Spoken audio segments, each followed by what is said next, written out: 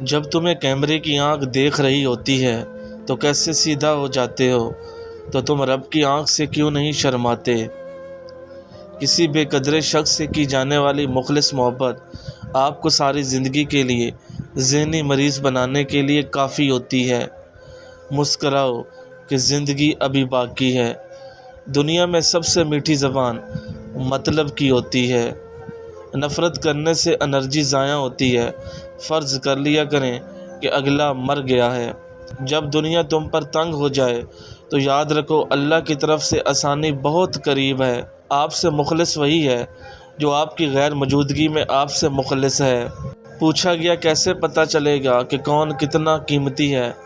فرمایا جس میں جتنا زیادہ احساس ہوگا وہ اتنا زیادہ قیمتی ہوگا۔ بہترین دنوں کے لیے بدترین دنوں سے لڑنا پڑتا ہے۔ چھوٹی شان کے پرندے ہی زیادہ پھڑ پھڑاتے ہیں۔ خاندانی بازوں کی اڑان میں کبھی آواز نہیں ہوتی۔ لوگ مجھ پر ہنستے ہیں کیونکہ میں الگ ہوں، اور میں ان پر ہنستا ہوں کیونکہ سب ایک جیسے ہیں۔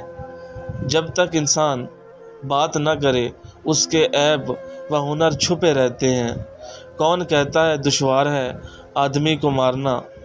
لہجہ بدل، طیور بدل، نظریں بدل اور مار دے۔ غرور اچھا نہیں کسی بھی شے پہ، یہاں جلتی لکڑی بھی کبھی پیڑ ہوا کرتی تھی۔ ہم غلط لوگوں کو ترجیح دیتے ہیں اور پھر کہتے ہیں کہ آج کل کے لوگ ٹھیک نہیں۔ جب اپنے دوست کی خوشی آپ کو اپنی خوشی سے بھی زیادہ عزیز لگے، جب آپ دعاؤں میں صرف اس کی سلامتی اور عافیت مانگنے لگیں، تو سمجھ لیں کہ محبت دل سے روح میں اتر گئی ہے۔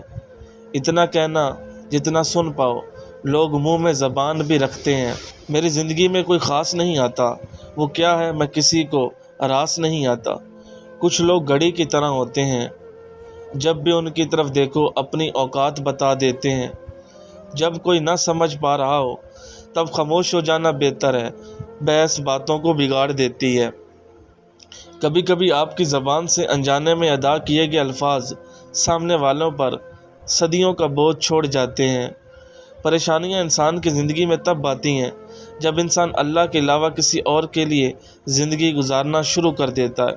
آم کا جوس پینے سے یہ ایک بیماری بہت جلد ختم ہو جاتی ہے۔